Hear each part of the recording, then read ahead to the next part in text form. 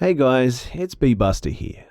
So this is just a little reminder to anyone who may not know that you can now find exclusive horror story videos on Twitch, where I also live stream Monday to Friday each day. If you would like to join in on the live streaming action, or just wish to listen to more stories, just hit the link in the description below and follow me on Twitch. I hope you all enjoy this week's videos, and without further ado, let's begin.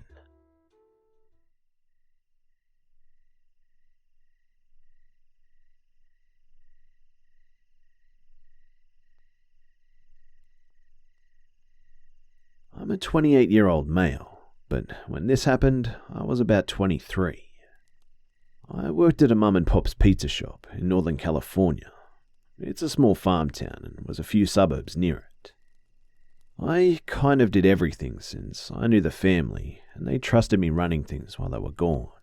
This night though, I was working deliveries and got the weirdest one of my life.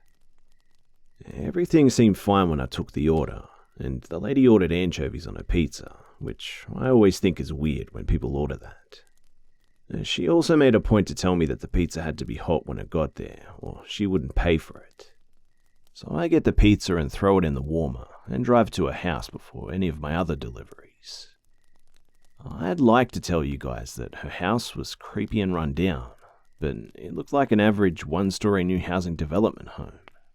I rang the doorbell and put my fake-ass customer service smile on. You all know what I'm talking about. And as soon as she opens the door, I knew that this was going to be bad. The haggard old lady, who looked like she was a smoker of 50+ years, looked me dead in my eyes and said, "It better be hot or I'm not paying like I told you over the damn phone." I understand, ma'am. I made sure to stop by your place first, even though it was last on my list. Bring it in and set it on the table. Now, I normally didn't go inside customers' homes because I read way too many stories on No Sleep and Let's Not Meet. But at this point, I'm just wanting to kill her with kindness and see where this will go, so I say, no problem. I also brought cheese and ranch for you if you need it." As soon as I opened the bag, she grabbed the box and her hand was on the bottom of it, just rubbing it. "It's not hot enough. And you guys do this every time. I'm not paying for this, not a single dime." One thing I have an issue with is my mouth. I don't know when to just shut up and try to understand where people are coming from. "Look, lady, your house is a 5-minute drive from our shop, and I stopped by your place first. There is no way that your pizza is cold. Look, if you refuse to pay, you're going to be 86'd, and I'll notate it on your account." She immediately walked into a kitchen and came back out. She had hold of a pizza from a few weeks prior she had ordered from us and threw it at me. "Take your damn pizza and get out of my house. You're the devil." She yelled that at me and kept calling me Satan and the devil. Again, my mouth has no filter and I can't control it. I try, but I just fail every time. As I'm closing the bag and laughing about how much I hate my job, I tell her, "All right, ma'am, you won't be able to order pizza from us again. I hope you have a great day. God bless you and your house." She kept following me outside to my car, screaming that I was the devil, and there were families out there just watching this go down. So I get into my car and start driving. Once I'm back, I told my manager what had happened, and she told me that the lady had already called in and screamed at her about what had happened. Her story was that I cussed her out and got her order wrong. My manager shut her down and said I'd never do anything like that, but here's the weird part. She whispered into the phone to my manager and repeated, "Send him back, send him back." She called once a day for almost 3 months, just whispering this to whoever answered. She started driving by the restaurant and yelling that the devil works here, you're all going to hell. Now, I wasn't scared, I was just pissed and wanted to retaliate, because I can't tell you how many times she tried to follow me back to my apartment when I got off of work. One night, I pulled over and got out, just for her to stop her car in the road with the lights on, yelling, "The devil is here." After this, I jumped back in my car and sped off. Luckily, after 6 months of dealing with this lady, I find out that she was schizophrenic and bipolar, and hadn't been on her meds. Her daughter put her in a care home, but when she was cleaning out her house, she saw that her mum had pictures of me all over her bedroom wall with the word, yep, you guessed it, devil. It was written all over it. She eventually found me and explained everything to me, and thank God, that was the end of it all.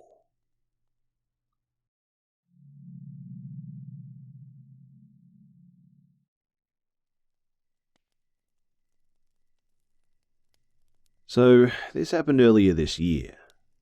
As a little background, I'm a 30-year-old male, married, 29 at the time, with a young daughter.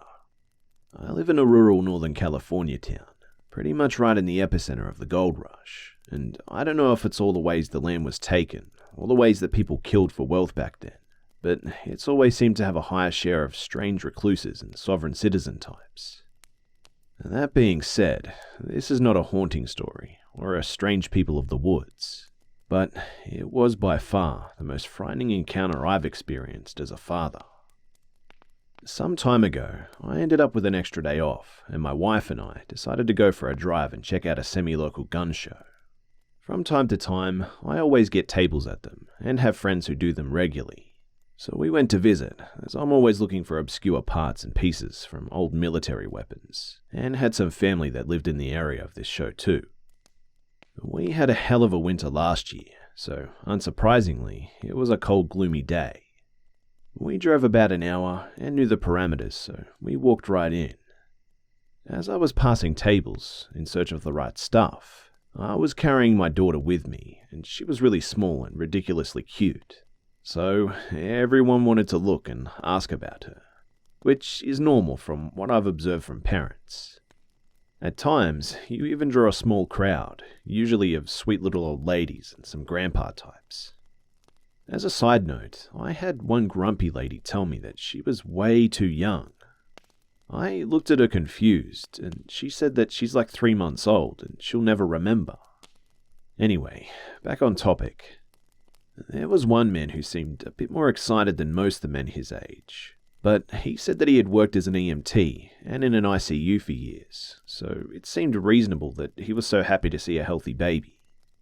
As the afternoon went on, he passed me a few more times, moving against the crowd, and commented on how beautiful she was. As babies often do at that age, my wife soon needed to breastfeed our daughter. We went out to the car and had blinders in the back seat so she could have privacy and keep the baby from distractions. I turned on the heater, locked the doors, and went back in to help a buddy sell during a busier point. About 10 to 15 minutes later, my phone starts ringing with my frantic wife on the other end. And this all happened about 3 minutes before I had noticed that law enforcement had gotten up and walked outside of the show. It took a minute to calm her down, but apparently the guy had followed us outside and been watching closely. My wife got the sudden feeling that makes your hair stand up whilst feeding in the car, and that was when she saw a shadow standing outside of her door, blocking it from opening, holding a small metal tube. At that same moment, a sheriff pulled up who had seen us also go into the car. The officer asked what was going on, and the man tried to say that he was talking to my wife, who rolled down the window slightly and said that she was not, and didn't want to either. The officer asked him his name, and when he turned around to run the name, he tried to scurry away. The name was a fake, hence why the officers got up. He was detained and he gave his real name, and within a minute of calling it in, the man was turned around and arrested. It turned out that he had felony warrants for kidnappings. The man was waiting for the nearby cars to leave, and he was about to try and take my wife and my infant daughter. Had that cop not have been right there, who knows how it would have unfolded. Luckily, there was a cop when we needed one.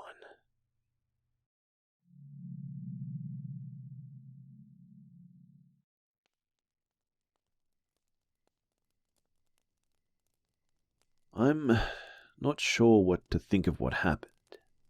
I may have just been overthinking things, or my sister may have just been joking with me.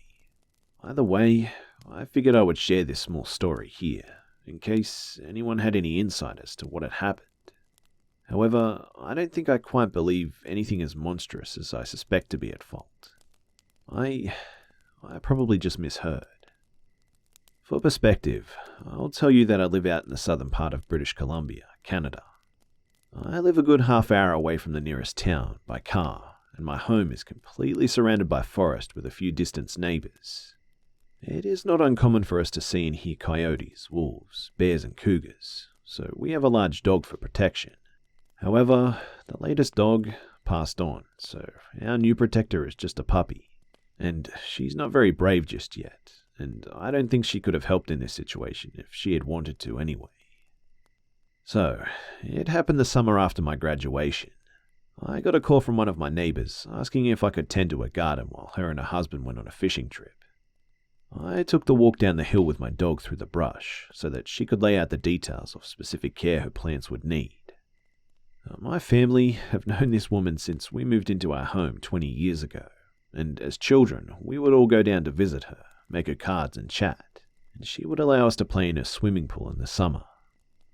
I trust her completely and have house sat for her many times before, so it was no odd request for my sister and I to go and help her out. The garden was new and absolutely beautiful. I have a garden of my own, but it was nothing compared to hers, which was gated in and was in pristine condition. But the mosquitoes were horrid, so she made her instructions short, and I retreated back up the hill to inform my little sister of our assignment. The first day was terribly hot. My sister and I attempted to get up early to evade the heat and the bloodsuckers, but in the end, they were all sitting in the shade waiting for us to arrive. It took a full hour and a half to completely soak the entire garden, and by then, we were sweating, bloody, itchy, and irritable from all of our newfound bite marks. We were supposed to water the garden every morning, so that the sun wouldn't dry up the water throughout the day. So I got up early to wake my sister, who, after yesterday's entertainment, refused to go down with me, protesting that she wanted to sleep in, and to leave her alone. Not wanting to be held responsible for the demise of my neighbour's veggies, I reluctantly trotted down the path to my neighbour's. Both of my dogs were off on some squirrel-infested adventure, so the trek was made alone. Only a few birds that morning, until I made it down farther, and the closer I got, the quieter it became. When I was almost done, I took a stretch and went to turn off the hose, wiping the sweat from my forehead. Across the field from the garden, I thought that I heard a person, which would have been very odd, so I stood still to listen. What I heard was my sister calling my name in a shrill voice. My sister and I, we would often call each other in strange exaggerated screeches and voices in just that particular way. But I knew for a fact that my sister is far too lazy to hike all the way down and sneak through the bushes across a field just to yell my name. I listened again, but I heard nothing. Well, finishing up, I assumed I had just misheard, believing it to be a bird or something, though the odd happening did stick in my mind. Later on, I referred the account to my sister, who laughed and joked with me that it must have been this creature her friend told her about. The creature she was referring to was called a Wendigo or a Skinwalker. I honestly don't know the difference between the two or if they're the same thing. I don't know what these creatures are or if they actually exist. But if they were to, they are supposed to live in this kind of area. I put it out of my mind anyway, not believing in such things. The next day, I was with my sister tending the garden, and my dog came down to see us. I was shocked to see that her paw was bloody. Well, thinking that she had cut herself on a piece of sheet metal, I ran with her back up to the house to see if I could clean it up and fix it. My sister didn't want to come up with me, so she stayed in the garden to finish up watering her part. It turned out that the blood on my dog's paw was not her own, and she had simply caught an unfortunate pack rat, whom she had delightedly torn to pieces. When I came back down, my sister wasn't in the garden. Confused, I began to walk to my neighbour's house when she came outside to meet me. She told me that she had heard her name being called from across the field in my voice, in the same way that I had heard mine. She was visibly spooked and insisted that we go back up to our house and leave the garden for tomorrow. I refused, though, and told her that she could go up without me if she wanted to, but I had to finish the garden. I suspected that she was only kidding with me, and I was waiting for her to give up her ruse right away, like she normally would. Instead, though, she stayed with me, holding her arms and refusing to walk up alone. Once we finished, we both came back together for the next 3 mornings to water the garden, and no other occurrences happened. To this day, my sister claims that she wasn't lying. I'm not sure if these creatures are supposed to be smart enough or talented enough to pull off stunts so specific.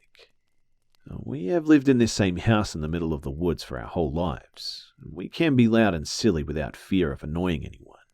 But if someone or something had been close enough to listen, they definitely would have had plenty of time to do so. Also, how these occurrences only happened when we were alone gives me goosebumps. So, if you guys have any answers for me, I sure would appreciate any info you might have.